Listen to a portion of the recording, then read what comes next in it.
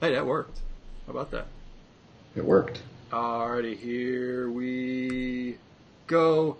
Ladies and gentlemen, back to back episodes on this rainy Tuesday. With me today, I have Arthur K.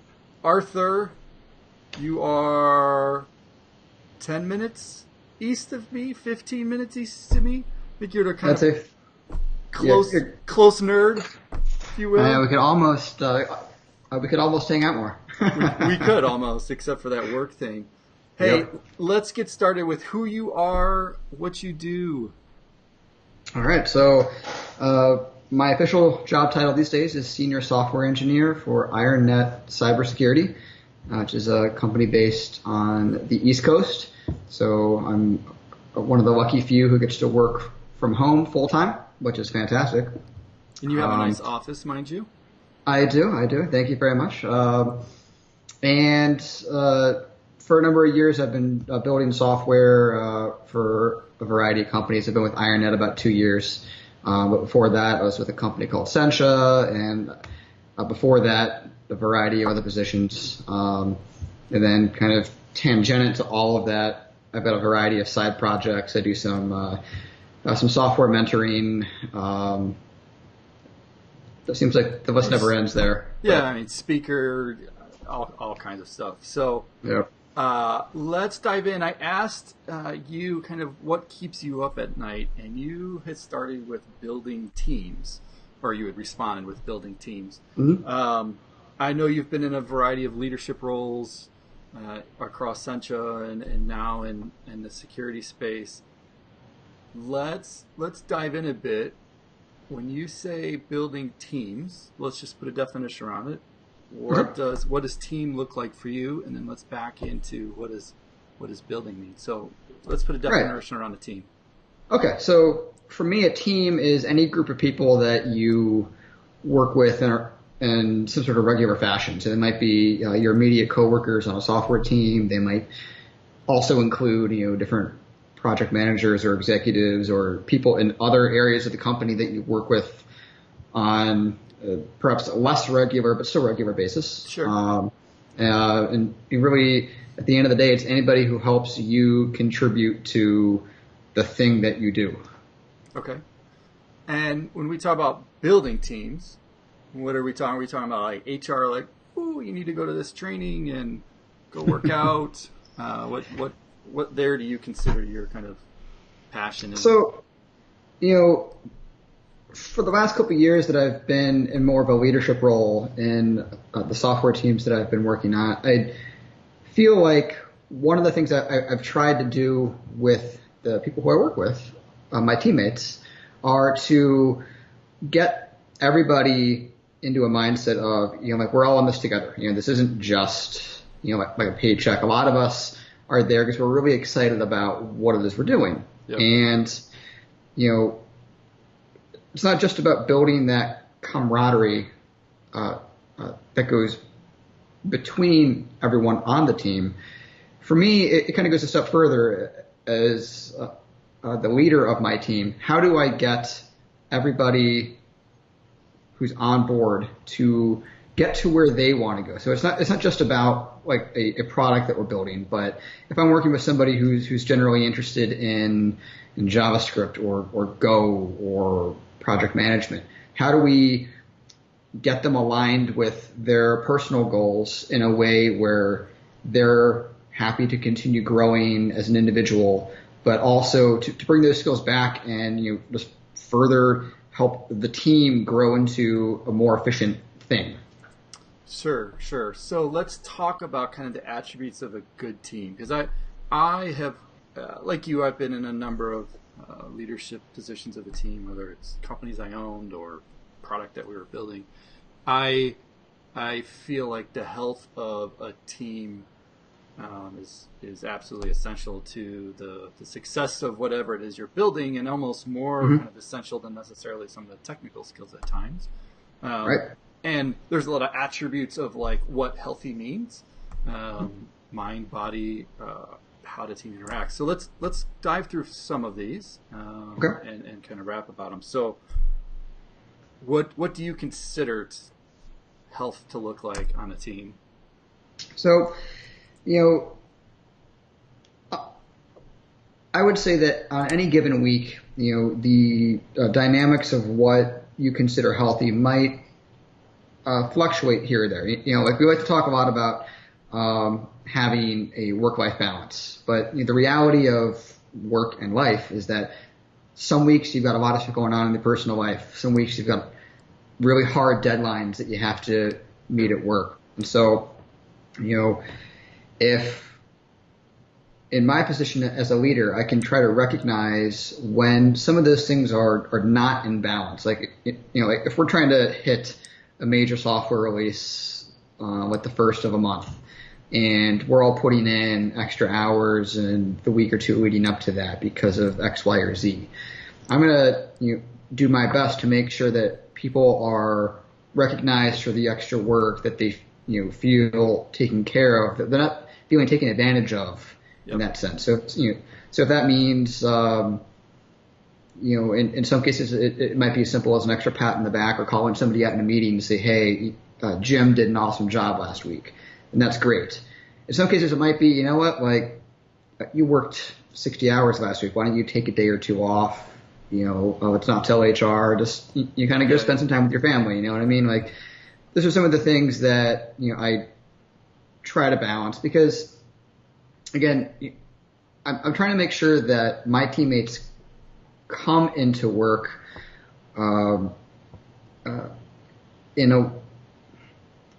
having that excitement for what they're doing. It's not just, oh man, like we're doing all this and, I don't quite understand why, or I'm working really hard and not getting anything to show for it. Sure. It's trying to stay ahead of those things, I think, is, one of the harder parts. So, I kind of got off on a tangent here, but how do you kind of crawl into that and make sure that people are effectively communicating about how they feel? I mean,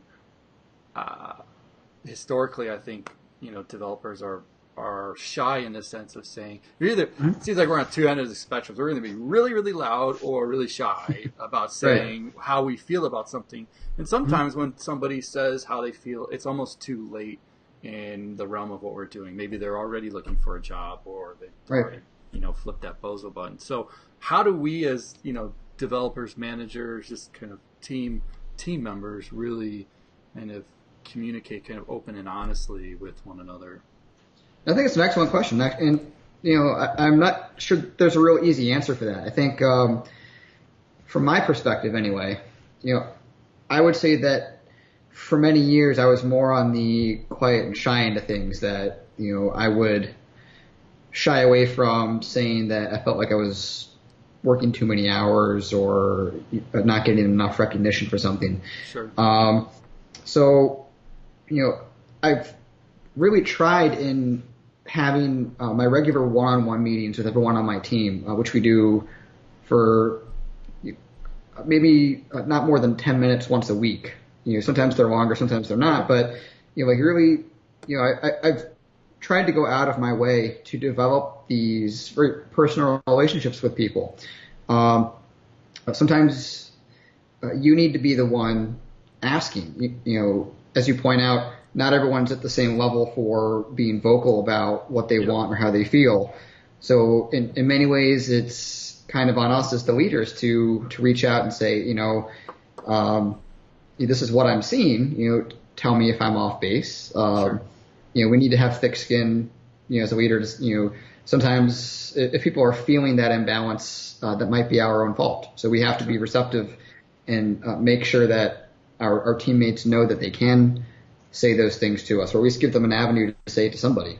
Sure. What if it's the reverse of that? What if you're the person who's a manager who isn't really kind of pushing that bounds? I mean, how can we be a better, I was going to say subordinate, but I don't know. How do we be better at kind of pushing our manager into those conversations? Or should we just say, I got a crappy manager, I'll just wait for the next one? No, I think that being proactive is really the best approach that I've personally found. as an example, there was a book that I read maybe 2-3 months ago. That was published by O'Reilly. It's one of their free ebooks. It's called The Secret to Great One-on-One Meetings. Oh, wow. It's a real short read. It's only like, I don't know, maybe 100 pages long. Okay. But, one of the things that I tried to do was to raise that up the chain in my company to say, you know what, like, we haven't institutionalized the idea of having one-on-one meetings, and maybe we should. And I kind of posed it as a way for me to suggest, like, this is something that I'm going to do, nudge, nudge, hint, hint, maybe this is something that everyone could benefit from. And it ended up being very well received. So that might be a simple approach to raising something above your leadership level, where if you don't feel comfortable being as direct and saying, like, I'm missing this from you, Clark, like, you're not giving me what I need as a teammate, to kind of play psychology a bit and say, this is going to help me, and I'm going to play it in my arena. And the odds are that if you think it's a good idea, somebody else is too. Sure. Since we've talked on one-on-ones a bit, and I know that's, my historical training, that's a kind of a ingrained thing into our being. For those who might not know, what is a one-on-one, and what makes a good one-on-one, if you will. Right. Yes, that's another tough question there. So a one-on-one meeting is effectively what it sounds like. It's a one-to-one meeting between you and either your supervisor or somebody who's subordinate to you. And in the typical Scrum mentality, it's sort of meant to be a standing time on a calendar that might be 10 minutes, might be an hour, depending on how things are structured at any given company. But there are times for you and that person to go over priorities and you discuss things that might be blocking you. Sure. But one of the great things that I've found in really working with my teams and getting to know my teammates is they're a really good way of building rapport,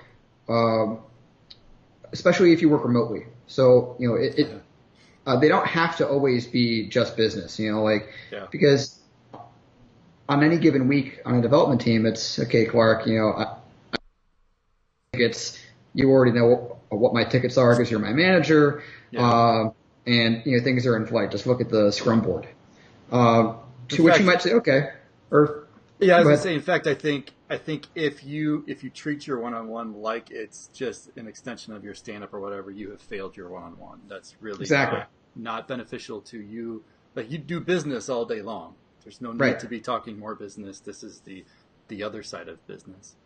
Right, and that's sort of the point here is, like, you want this to be more of the extension to say, okay, so this is the stuff you're working on, that's great, to that point, like, do you have anything that's blocking you? Like, is Joe on the other team dragging his feet? Like, do I have to go knock heads to get that out of the way? Because maybe they're afraid to say that. Sure. Or, like, you kind of shift gears away from that. Say, okay, how are things outside of work? How's the family? How's that hobby that you're talking about? How's your crypto investing going?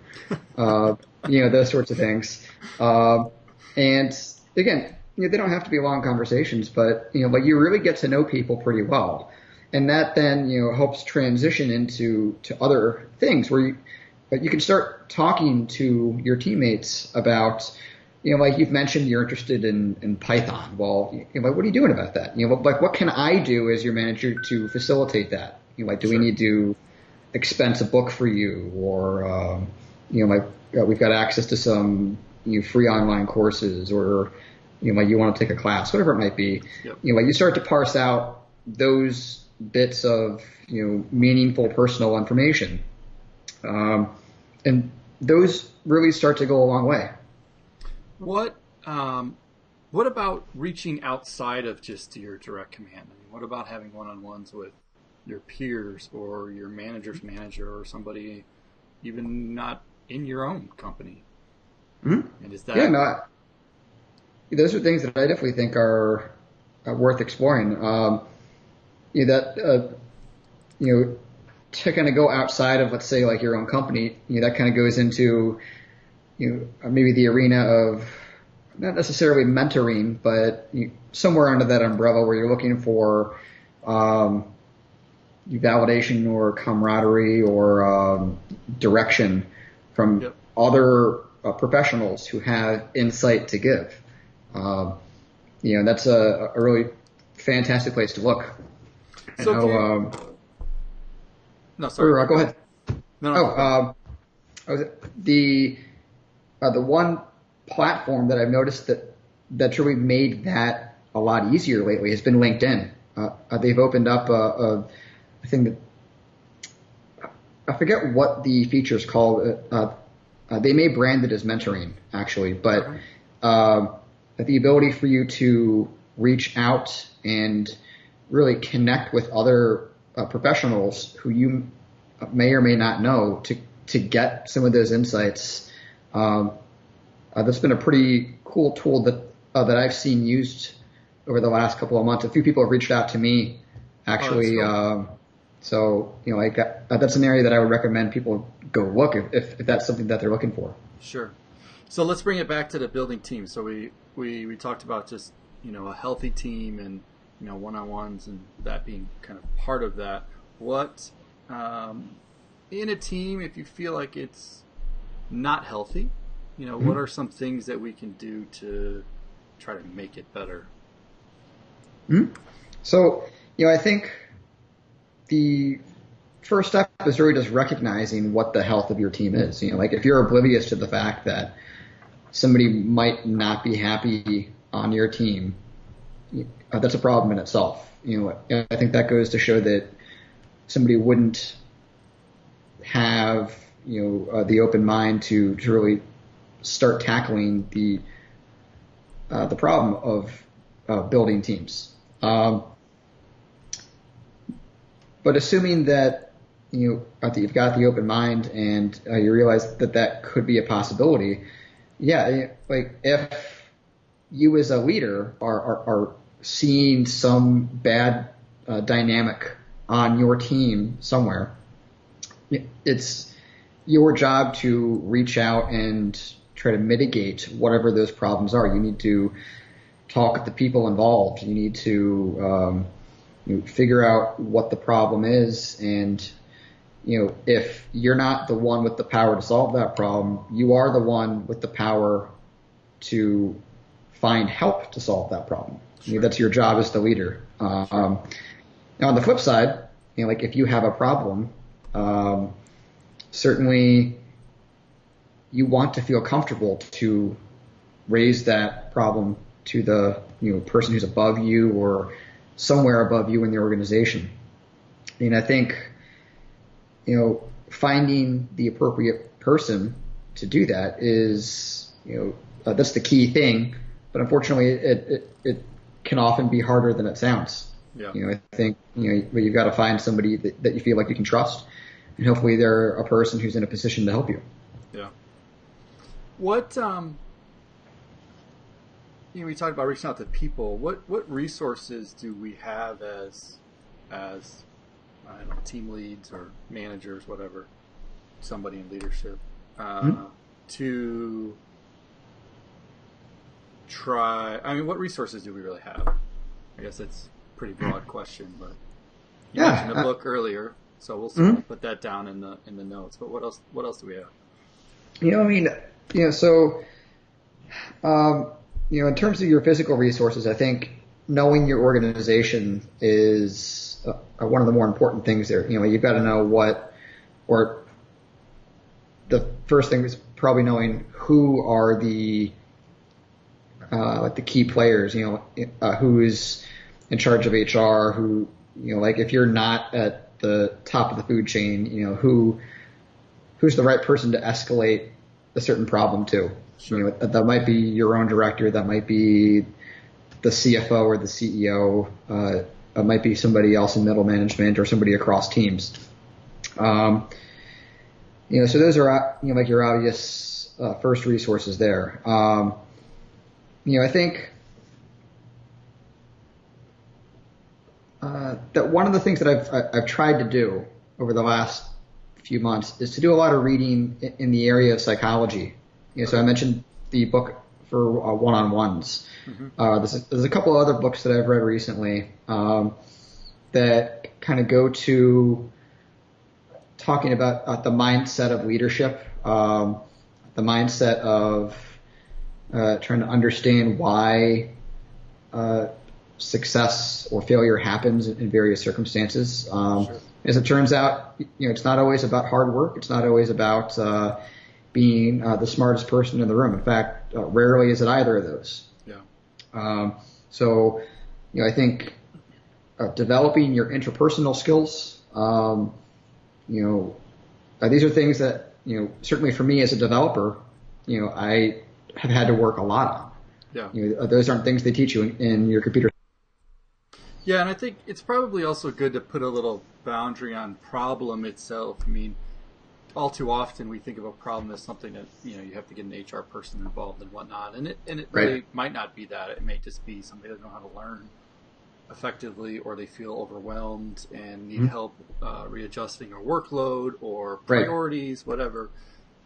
So I think, rather than thinking of problem just as negative, thinking of it as how everybody can be more efficient, work together better, to really solve that common good. And I know personally I've found myself in positions where, it's hard to ask those interpersonal questions and to really understand what makes somebody excited. They don't always share. There is a stigmatism between you're my manager versus not, and what should I really share, and you're out to get me. And I'd encourage people to look at both sides of the coin and the things that maybe the managers don't have in relation to what you do or don't have, or the challenges in both directions, because it's certainly difficult in all scenarios, not something that can be, or not achievable.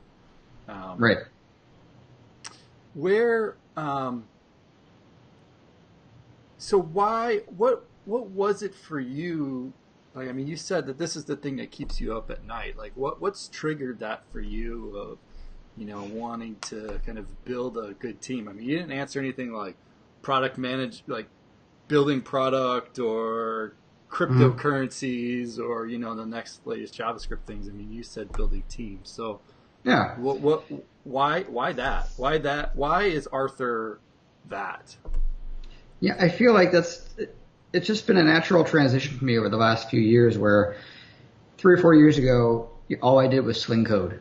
I'd have my Jira board full of tickets, and I would never have problems hitting my target dates, just because that's the kind of the kind of pressure that I put on myself to do that. But sure. When I stepped into a team leadership role, it became very clear very quickly that my lack of background in, call it business or project or product management, that was a struggle for me. And there was a thing that I had read at some point a long time ago where it said, effectively, the hardest thing for somebody in a position like that is to let go of micromanaging the details. You may feel like you're the best developer on the team, and all of a sudden now you're leading a team of developers, and you cannot tell them how to write the code. If that's what you're going to try to do, you will fail. That's right. And that was a struggle for me. And I guess some of it was, some imposter syndrome or, some lack of confidence in those skills that I really wanted to work on making myself a better leader. And in doing so, and letting go of the micromanagement of tasks and taking on more of leadership versus, let's say, management.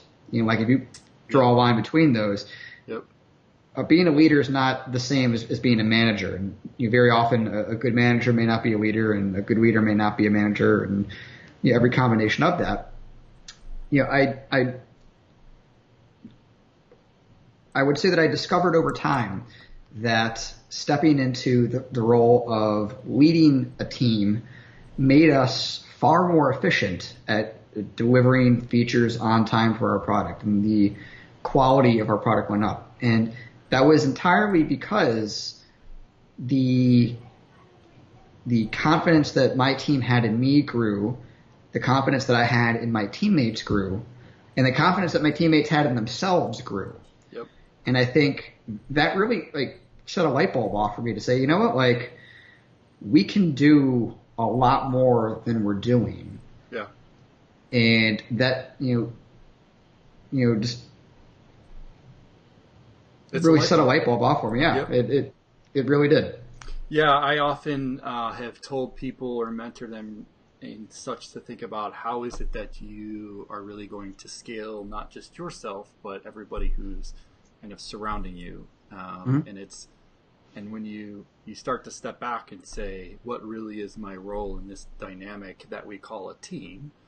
It's not there to go to meetings and to micromanage and to necessarily do reviews. It's all the other stuff. And I think we all too often get mired in this grind of the stuff that doesn't really matter and why you were brought to the company in the first place.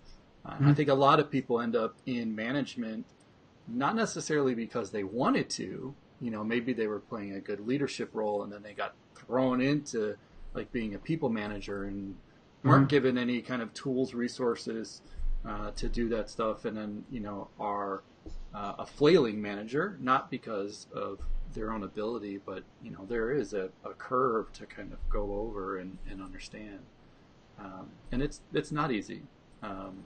I saw somebody's calendar the other day, and it was like lines of meetings lined up, and I said, shame on you. You need to decline this stuff. You've set expectations with, if you're 4 wide on your calendar, you've failed 3 other times because you simply couldn't say no.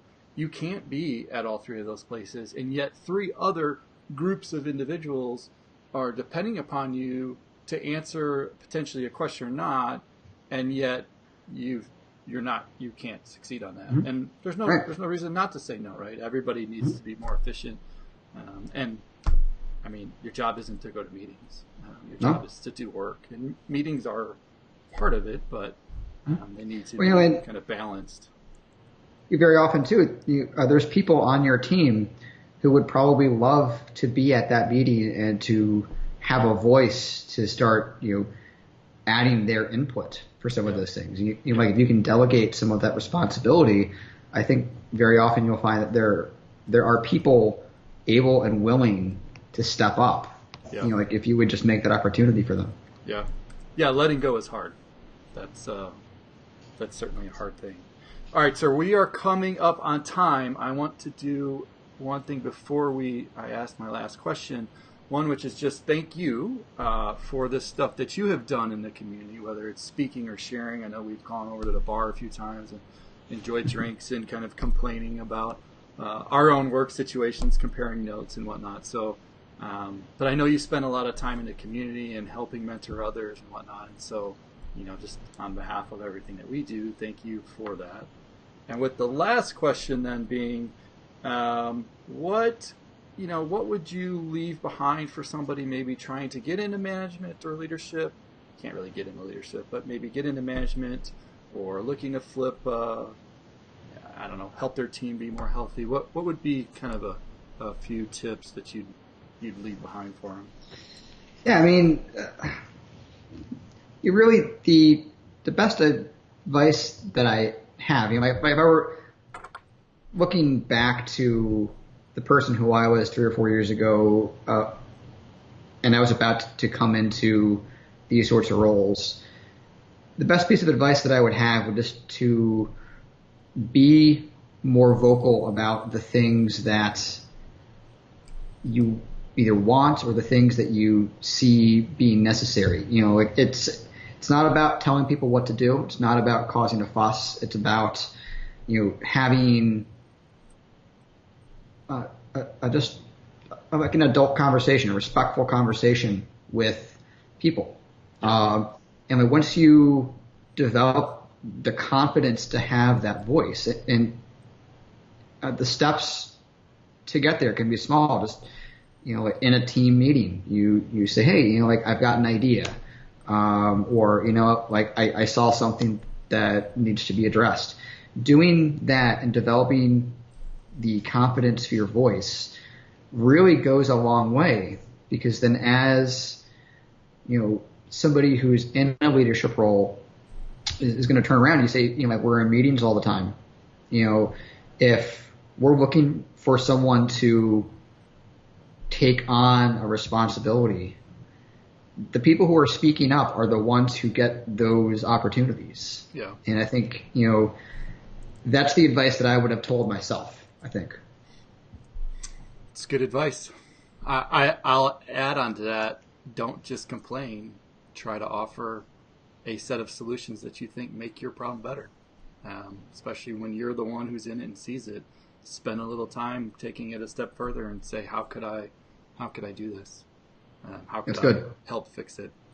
Mm-hmm. All right. With that, sir, it's been great chatting. How can people find you and get a hold of you? Best way is probably go to my website, which is akawebdesign.com. It's got a contact form. It's got links to all my social stuff. You can find me just about anywhere, but that's kind of the homing beacon for everything Arthur K. Well, I will put that below. I'll also include a link to that book as soon as you send me the link to that book. Sure, so I will do that. Probably Google it and find it too. I'll send that to you right now. All right, sir. Hey, thank you for everything. Thanks for sharing. And with that, that's another Ask That. Sounds good, buddy. Thanks, Clark.